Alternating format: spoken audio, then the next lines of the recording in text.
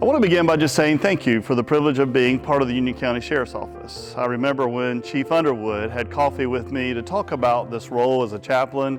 He and Sheriff Kathy had conversation, and I just consider it a privilege to be part of your lives, and I'm grateful for all that you do, and I enjoy the opportunity to get to know you and to ride with you and to be a part of your lives. One of the things I was thinking about is, why do we do what we do?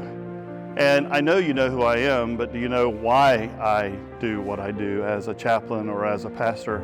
I grew up out in the country, way out in the country, in the northern part of Iredell County, above Statesville. So far out in the country, people would ask, what's the name of the community? We didn't have a name. We just kind of went by churches. I lived near Pisgah Church, or I lived near Pleasant Grove Church, but I grew up in the Pisgah Church community. My dad was a diesel mechanic. He worked hard all of his life. He grew up in a very rough family south of Statesville, a lot of alcoholism, a lot of abuse, and he broke that cycle. So we grew up out in the country, small little brick house, 3 bedrooms with 1 bathroom, mom and dad, 5 kids, but it was a great place to live. And I kind of grew up in the church. I grew up with Jesus. Actually, I don't remember growing up outside the church or ever having a time where on Sunday morning you didn't go to church. But one of the things that I grew up doing too is I ask a lot of questions. I was probably that nightmare kid in somebody's Sunday school class. Terry Moore's in your class? I'm not teaching that.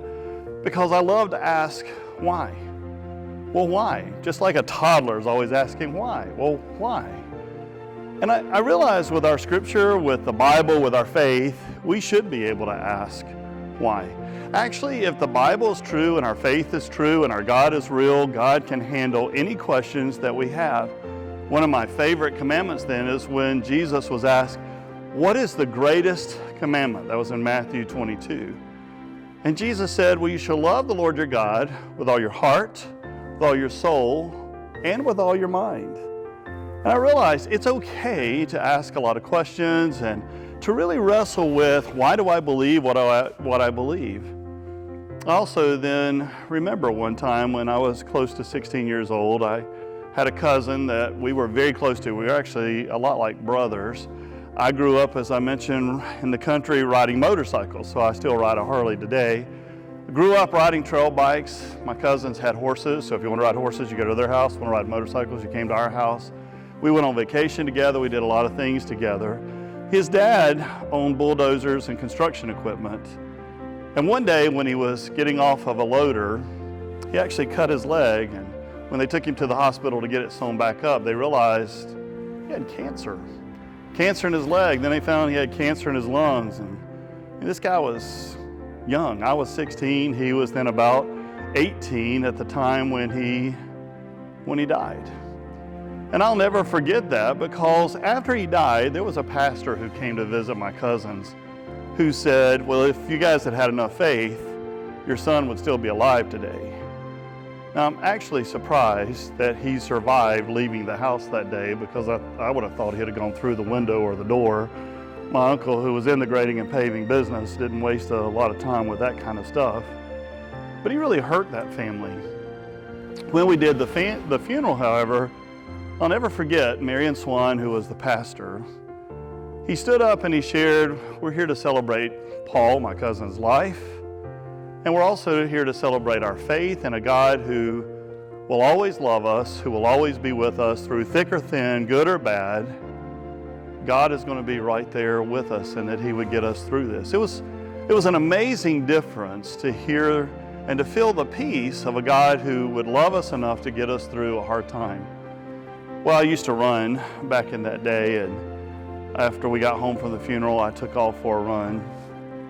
And I was right in front of my home church, the place where I grew up hearing about Jesus, the place where I grew up asking all those questions and wrestling with things. And that's the only time that I've really felt that I've heard God audibly speak. I'm not one of those that, God knew I needed to go to Walmart because as soon as I pulled in, there was a parking space opened up. I'm not one of those. But it was one of those first times that I really heard God speak when he called me into the ministry, and he said, you've heard 2 people say that they were talking on my behalf. And one hurt a family, the other brought healing to it in my name. And I need you to be a part of people's lives And I need you to take all those questions that you've asked, continue to ask, continue to wrestle, but then I need you to speak for me, to love people for me, to be a part of people's lives for me. It's why I love to ride with people like you. It's why I love to be a pastor of a church like this. It's why I love when people call me up and go, can I come by and talk? And we wrestle with questions, hard questions, because life's not easy. And there are a lot of curveballs we get thrown.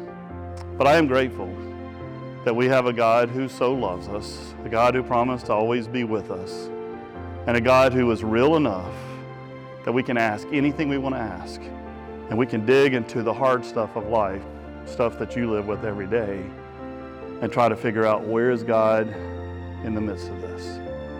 So it's my privilege to be part of doing that with you.